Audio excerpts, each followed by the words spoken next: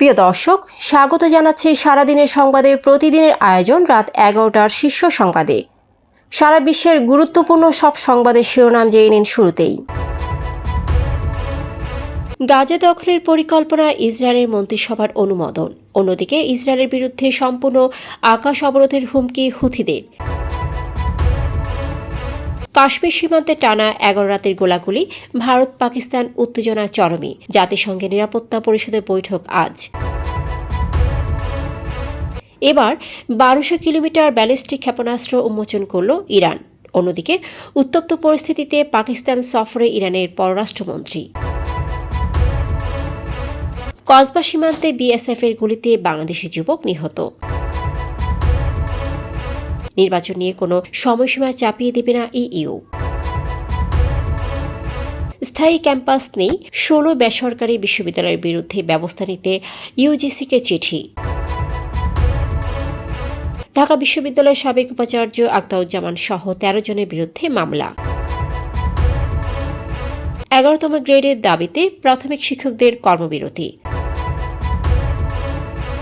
স্ত্রী ছেলে সহ বিমান বাহিনীর সাবেক প্রধানের দেশত্যাগে নিষেধাজ্ঞা। রইসুদ্দিন হত্যার বিচারের দাবিতে উত্তাল চট্টগ্রাম, দফায় দফায় সংঘর্ষ। শুনছিলেন সংবাদ শিরোনাম, এবারে বিস্তারিত। ফ্যাশন ব্র্যান্ড মানে আর্ট। ইসরায়েলের নিরাপত্তা মন্ত্রিসভা গাজায় সামরিক অভিযান ও ফিলিস্তিনি ভূখণ্ড দখলের পরিকল্পনায় সর্বসম্মত অনুমোদন দিয়েছে। এতে গাজা দখল, নিয়ন্ত্রণ এবং বাসিন্দাদের দক্ষিণে সরিয়ে নেওয়া অন্তর্ভুক্ত। ইতিমধ্যে হাজার রিজার্ভ সেনা তলব করা হয়েছে। এদিকে ইয়েমেনের হুতি গোষ্ঠী ইসরায়েলের বিরুদ্ধে সম্পূর্ণ আকাশ অবরোধের হুমকি দিয়েছে। সামরিক মুখপাত্র ইয়াহিয়া সারি ব্যান গুরিয়ন সহ বিমানবন্দরে হামলার হুঁশিয়ারি দিয়ে আন্তর্জাতিক ফ্লাইট বাতিলের আহ্বান জানান। পাল্টা প্রতিক্রিয়ায় নেতানিয়াহু হুতিদের বিরুদ্ধে কঠোর পদক্ষেপের ঘোষণা দিয়েছেন।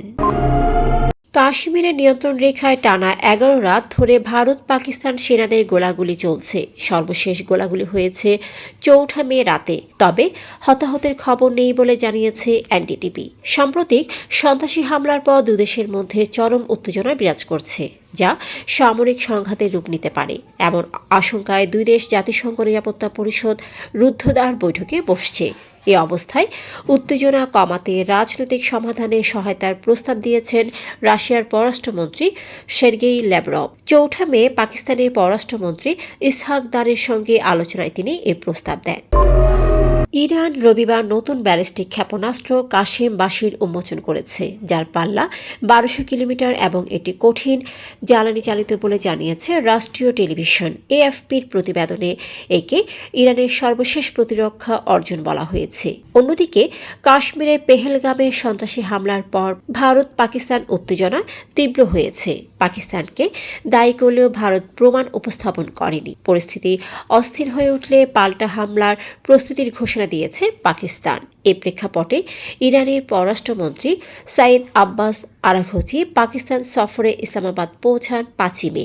তাকে স্বাগত জানান পাকিস্তানের পররাষ্ট্র মন্ত্রণালয়ের অতিরিক্ত সচিব সৈয়দ আসাদ গিলানি, ইরানি রাষ্ট্রদূত সহ ঊর্ধ্বতন কর্মকর্তারা। ব্রাহ্মণবাড়িয়ার কসবা সীমান্তে বিএসএফের গুলিতে মোহাম্মদ সাকিব নামে এক যুবক নিহত হয়েছেন। রবিবার রাতে বিএসএফের ছোড়া গুলিতে আহত হওয়ার কয়েক ঘণ্টা পর ঢাকায় চিকিৎসাধীন অবস্থায় মৃত্যু হয় তার। এ সময় বিএসএফের ছোড়া গুলিতে সুজন বর্মন নামে এক ভারতীয় নাগরিকও গুলিবিদ্ধ হওয়ার খবর পাওয়া গেছে। বাংলাদেশে আসন্ন জাতীয় নির্বাচন নিয়ে ইউরোপীয় ইউনিয়ন কোনো সময়সীমা চাপিয়ে দিতে চায় না বলে জানিয়েছেন ঢাকায় নিযুক্ত ইইউ রাষ্ট্রদূত মাইকেল মিলার। তিনি বলেন, ইইউ বরং অংশগ্রহণমূলক, স্বচ্ছ ও আন্তর্জাতিক মানের একটি নির্বাচনী পরিবেশ গঠনে সহায়তা করতে আগ্রহী। সোমবার জাতীয় প্রেসক্লাবে আয়োজিত এক অনুষ্ঠানে তিনি একথা বলেন। স্থায়ী ক্যাম্পাসে না যাওয়ায় 16 বেসরকারি বিশ্ববিদ্যালয়ের বিরুদ্ধে ব্যবস্থা নিতে শিক্ষা মন্ত্রণালয় নির্দেশনা দিয়েছে। বিশ্ববিদ্যালয় মঞ্জুরি কমিশন এখন বিষয়টি পর্যালোচনা করছে।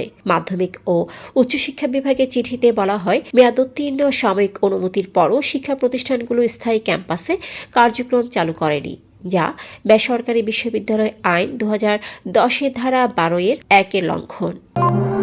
ঢাকা বিশ্ববিদ্যালয়ের উপাচার্যের বাসভবনে হামলা ও ভাঙচুরের ঘটনায় 7 বছর পর মামলা করেছেন অধিকার পরিষদের সাধারণ সম্পাদক রাশেদ খান। রোববার শাহবাগ থানায় দায়ের করা মামলার প্রধান আসামি করা হয়েছে তৎকালীন উপাচার্য অধ্যাপক ডক্টর মোহাম্মদ আখতারুজ্জামান সহ 13 জনকে। বিষয়টি নিশ্চিত করেছেন ওসি খালিদ মনসুর।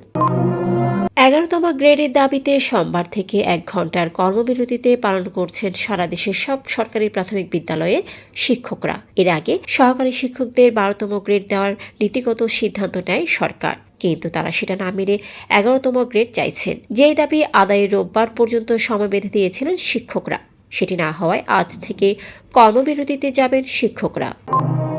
দুর্নীতির অভিযোগে বিমান বাহিনীর সাবেক প্রধান air chief marshal Sheikh Abdul Hannan সহ তার পরিবারের সদস্যদের দেশ ত্যাগে নিষেধাজ্ঞা দিয়েছে আদালত। সোমবার ঢাকা মহানগর বিশেষ জজ মোহাম্মদ জাকির হোসেন গালিব এ আদেশ দেন। দুর্নীতি দমন কমিশনের উপপরিচালক তানজির হাসিব সরকারের আবেদনে বলা হয়েছে, হান্নানের বিরুদ্ধে ক্ষমতার অপব্যবহার, ঘুষ গ্রহণ, নিয়োগ বাণিজ্য, অর্থ পাচার ও জ্ঞাত আয় বহির্ভূত সম্পদ অর্জনের অভিযোগ রয়েছে।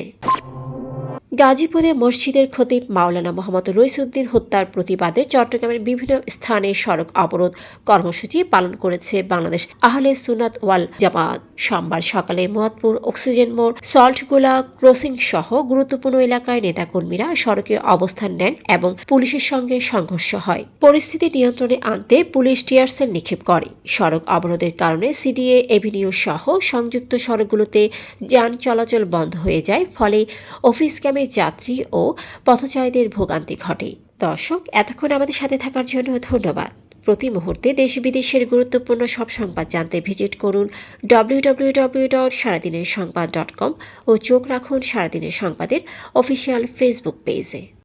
Fashion brand Mani Art. Men's, ladies and kids wear. Art. Be smart.